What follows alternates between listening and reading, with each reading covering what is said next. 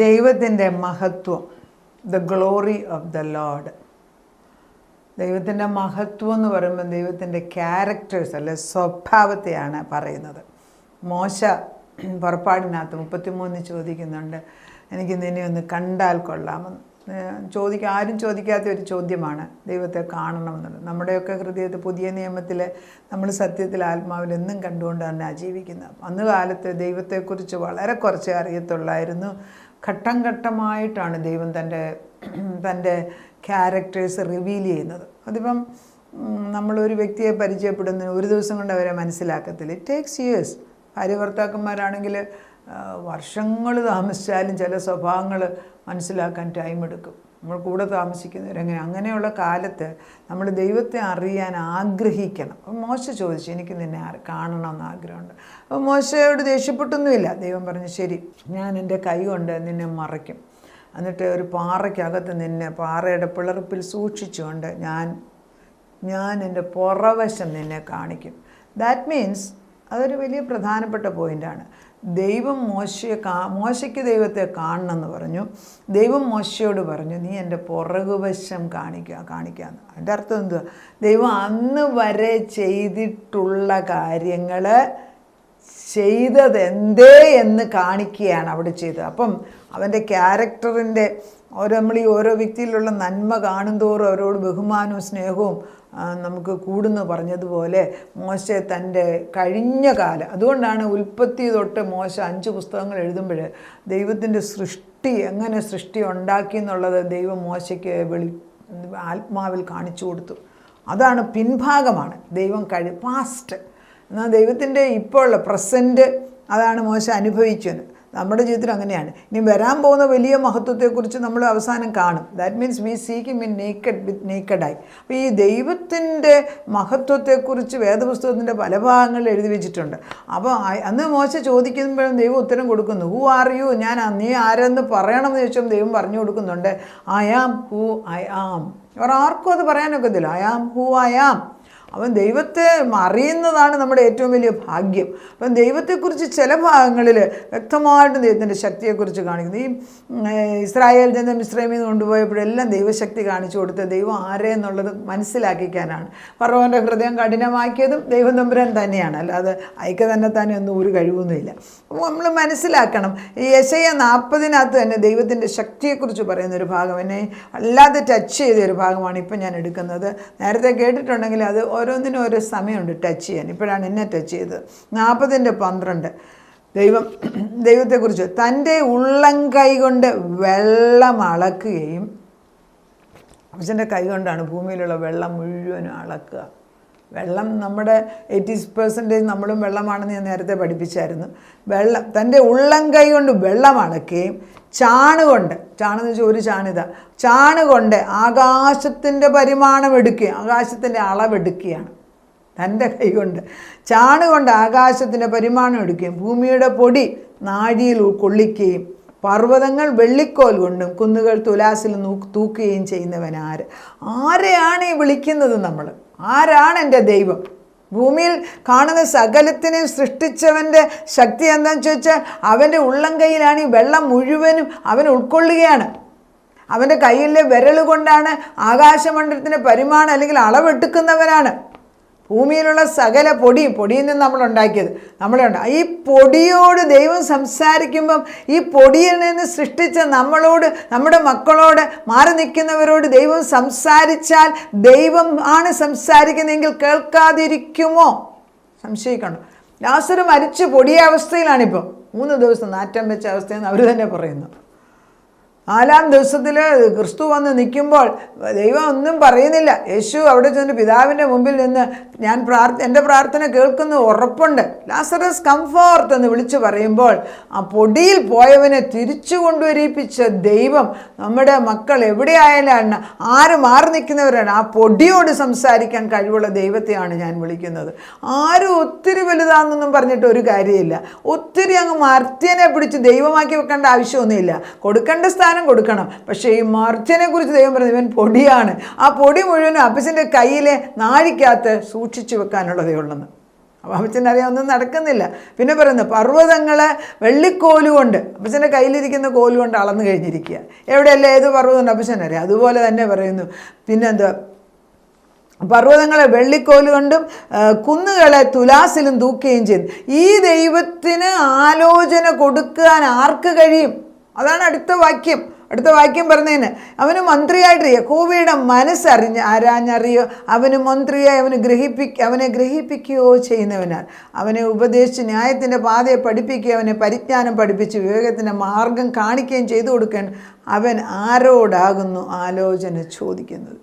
ദൈവം നമ്മളോട് ആലോചന ചോദിക്കണോ? സത്യം പറഞ്ഞാൽ നാം പുതിയ നിയമത്തിൽ നമ്മൾ ചോദിക്കും, മനസ്സിലാക്കുന്നത് അവൻ അത്ഭുതം. നമ്മൾ യെശയ്യാ 9:6-7 ആകുമ്പോഴത്തേക്ക് നമ്മൾ പഠിക്കുന്നത്, അവൻ അത്ഭുതമന്ത്രി, വീരനാം ദൈവം, നിത്യപിതാവ്, സമാധാന പ്രഭു. അവൻ്റെ ആധിപത്യത്തിന് അവസാനമില്ല. The government is on his shoulders. അവൻ്റെ തോളിലാണ് രാജ്യത്വം നിൽക്കുന്നത് എങ്കിൽ ആ രാജ്യത്വത്തിൻ്റെ മിനിസ്റ്റേഴ്സായിട്ടും ആ രാജ്യത്വം ഭരിക്കാൻ പറ്റിയ ആളുകളായിട്ട് നിങ്ങൾക്ക് നിൽക്കാൻ സാധിക്കുമോ? ചോദിക്കുക, കർത്താവ് ചോദിക്കുക, can you? Do you want to be? See, he need ministers. He need people to administer in the kingdom of heaven on earth. സ്വർഗത്തിലെ പോലെ ഭൂമിയിലാകണമേ നമ്മൾ പ്രാർത്ഥിക്കുന്നു. പക്ഷെ സ്വർഗത്തിലെ പോലെ ഭൂമിയിലാണ് ദൈവം ആരെന്നും ദൈവത്തിൻ്റെ ശക്തി ആരെന്നും. നമ്മൾക്കൊക്കെ ഈ പറയുന്ന എല്ലാ വ്യക്തിയും, ഭജനം കേൾക്കുന്നവർക്കും പറയുന്നവർക്കും വലിയൊരു ഭാരം വരുമ്പോൾ ആദ്യത്തെ ചിന്ത അയ്യോ ദൈവമേ എന്നാണ് ചോദിക്കുന്നത്. അയ്യോ എന്നാണ് നമ്മൾ പറയുന്നില്ലേ? സ്തോത്രം എന്നല്ല പറയുന്നത്.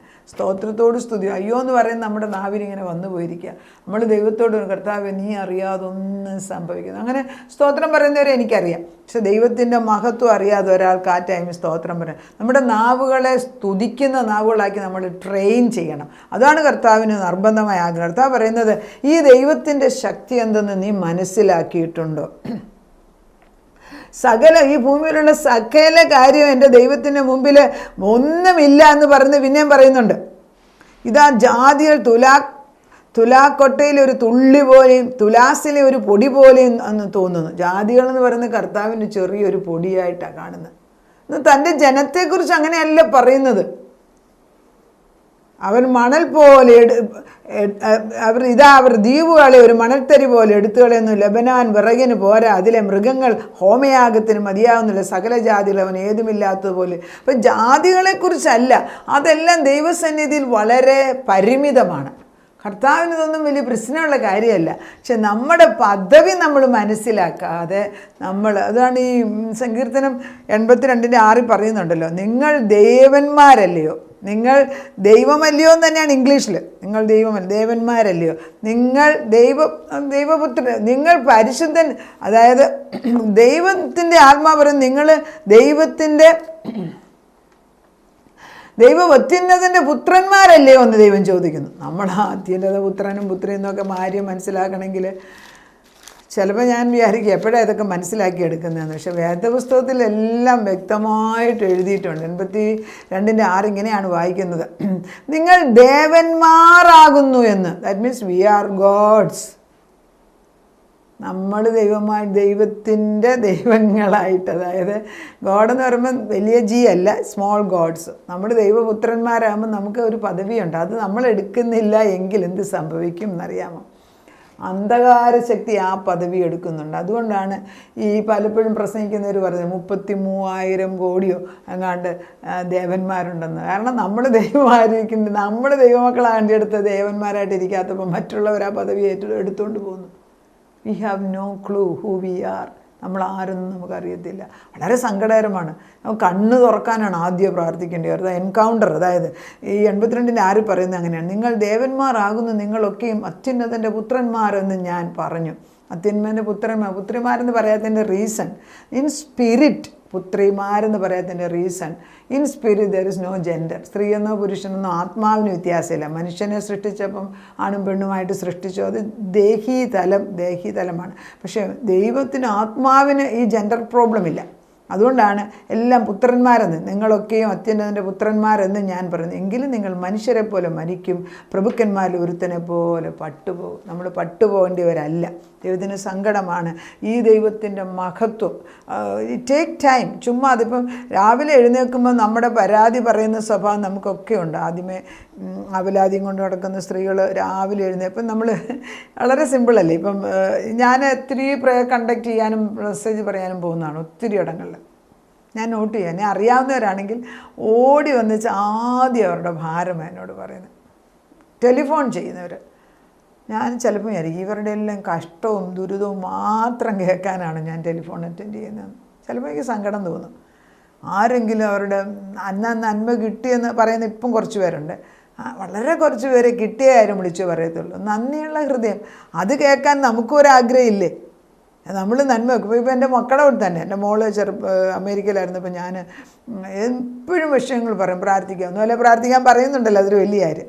ഒരു ഉത്തരവും തരുന്നത്. അവസാനം ഒരു ദിവസം ഞാൻ ചോദിച്ചു, എത്ര നാളായി ഇങ്ങനെ എപ്പോഴും ഈ പ്രയർ റിക്വസ്റ്റ് മാത്രം, അമ്മ പ്രാർത്ഥിച്ചോ പ്രാർത്ഥിച്ചോ പ്രാർത്ഥിച്ചോ എന്ന് മാത്രം പറഞ്ഞുകൊണ്ടിരിക്കുന്നത്, എന്താ ഉത്തരവൊന്നും കിട്ടിയിട്ട് പറയാത്തതെന്ന്. അപ്പോൾ എന്നോട് അവളൊരു തിരിച്ചൊരു ചോദ്യം ചോദിച്ചു, അല്ല മമ്മിയോട് പറഞ്ഞു കഴിയുമ്പോൾ ഇവിടെ 5 മിനിറ്റിനകം പ്രശ്നം പരിഹരിക്കും, മമ്മിക്ക് അത് അറിയത്തില്ലയോ എന്ന് എനിക്ക് എൻ്റെ വിശ്വാസത്തിന് ചോദ്യം ചെയ്തു.